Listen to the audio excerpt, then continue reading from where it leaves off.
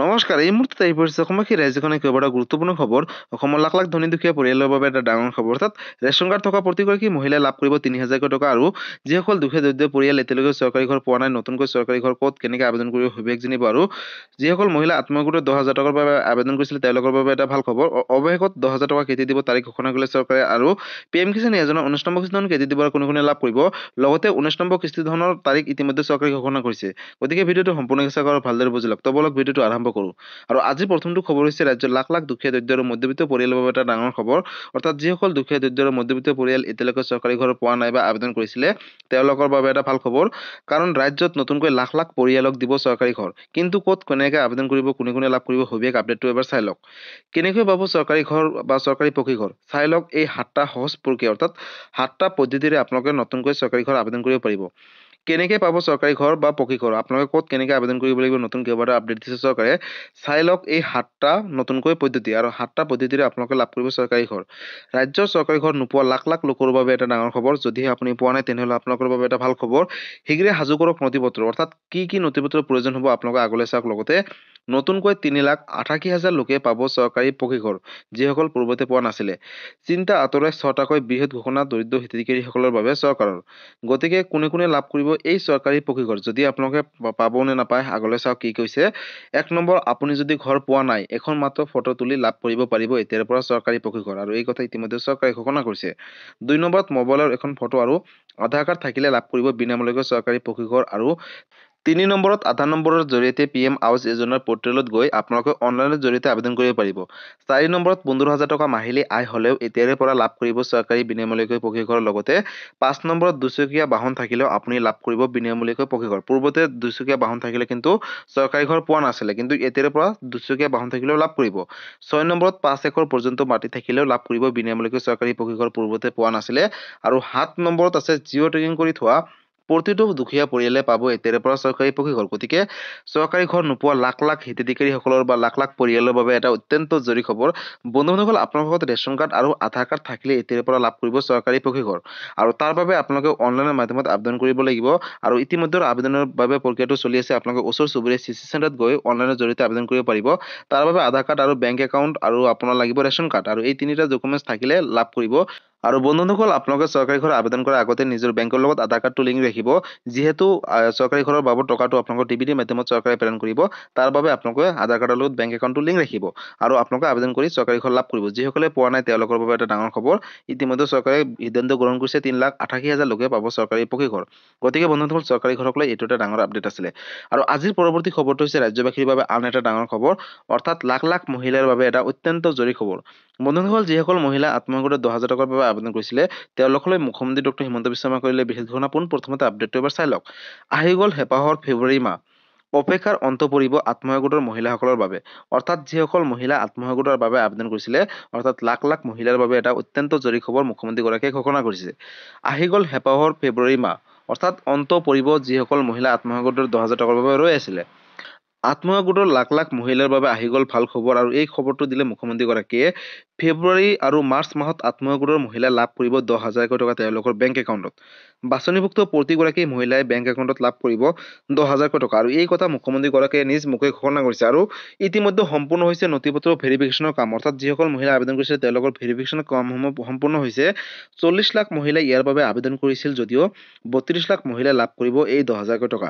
ধন লাভৰ বাবে আবেদন কৰা মহিলাসকলে শীঘ্ৰেই পাব ১০,০০০ টকা। লগতে মুখ্যমন্ত্ৰী ডক্টৰ হিমন্ত বিশ্ব আত্মসহায়ক গোটৰ ১০,০০০ টকাক লৈ কৰিলে বিশেষ ঘোষণা। যদি আপুনি এগৰাকী আত্মসহায়ক গোটৰ সদস্য হয় তেনেহ'লে আপোনালোকৰ বাবে বিশেষকৈ ভাল খবৰ।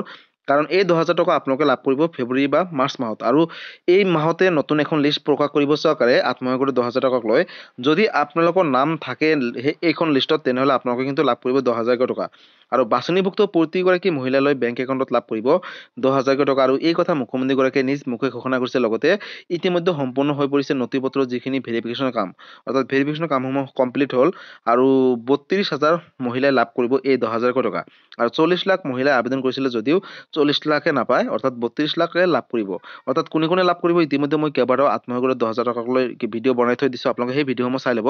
আৰু বন্ধুসকল, ইতিমধ্যে আপোনালোকে সকলোৱে গম পালে যে মুখ্যমন্ত্ৰী ডক্টৰ হিমন্ত বিশ্ব শৰ্মাই ঘোষণা কৰিছে যে ফেব্ৰুৱাৰী মাহতে নতুন এখন লিষ্ট প্ৰকাশ কৰিব আত্মসহায়ক গোটৰ 10,000 টকাক লৈ। অৰ্থাৎ যিখন লিষ্টত আপোনালোকৰ যদি নাম থাকে তেনেহ'লে লাভ কৰিব এই 10,000কৈ টকা আৰু 40 লাখ মহিলাই কিন্তু আবেদন কৰিছিলে, তাৰে 32 লাখ মহিলাই লাভ কৰিব 10,000কৈ টকা আৰু ফেব্ৰুৱাৰী বা মাৰ্চ মাহতে এই 10,000 টকাকৈ প্ৰেৰণ কৰিব ডিবিডিৰ মাধ্যমত মহিলাসকলৰ বেংক একাউণ্টত। গতিকে আত্মসহায়ক গোটৰ সদস্যসকলৰ বাবে এটা অত্যন্ত জৰুৰী খবৰ। যদি আপুনি এগৰাকী আত্মসহায়ক গোটৰ সদস্য হয় তেনেহ'লে এই ভিডিঅ'টো আপোনালোকে সকলো সদস্যসকলৰ মাজলৈ শ্বেয়াৰ কৰি দিব, যাতে সকলোৱে এই ভিডিঅ'টো চাই এই আপডেটকেইটা জানিব পাৰে। আৰু আজিৰ পৰৱৰ্তী খবৰটো হৈছে ৰাজ্যৰ লাখ লাখ কৃষকৰ বাবে এটা অত্যন্ত জৰুৰী খবৰ।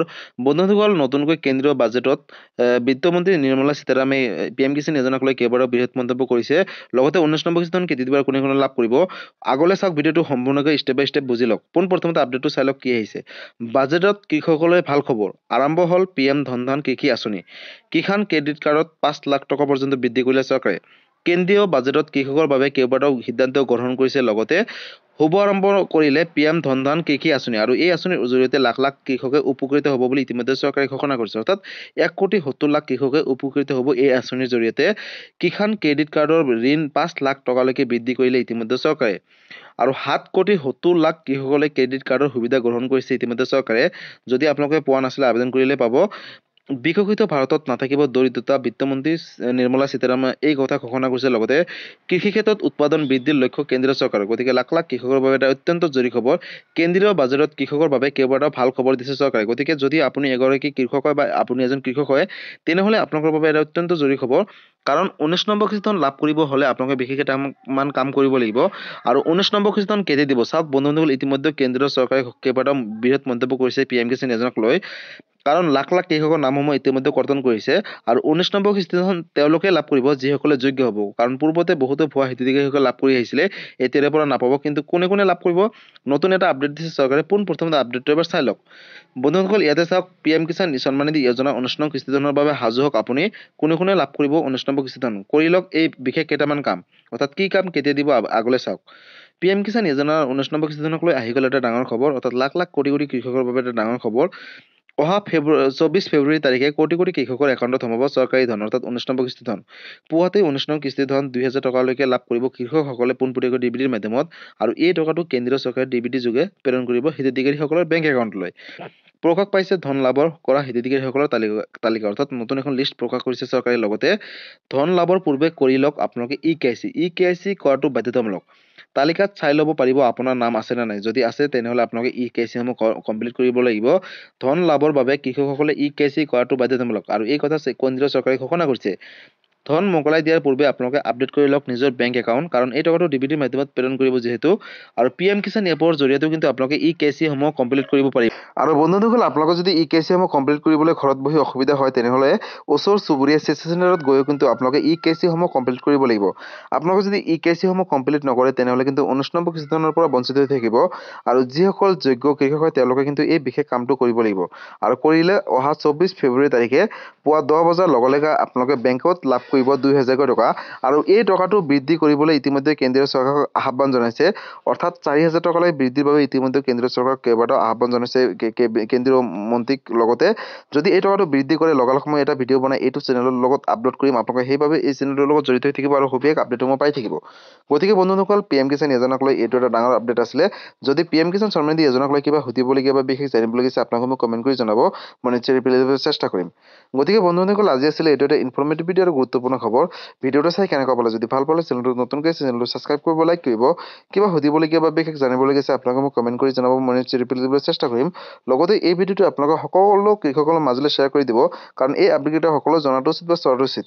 লগতে এই ভিডিঅ'টো যদি আপোনালোকে ফেচবুক পেজৰ পৰা চাই আছে তেনেহ'লে ফেচবুক পেজটো ফ'ল' কৰিবলৈ নাপাহৰিব আৰু ফেচবুক পেজৰ পৰা সকলো মাজলৈ শ্বেয়াৰ কৰি দিব। ধন্যবাদ। জয় আই অসম।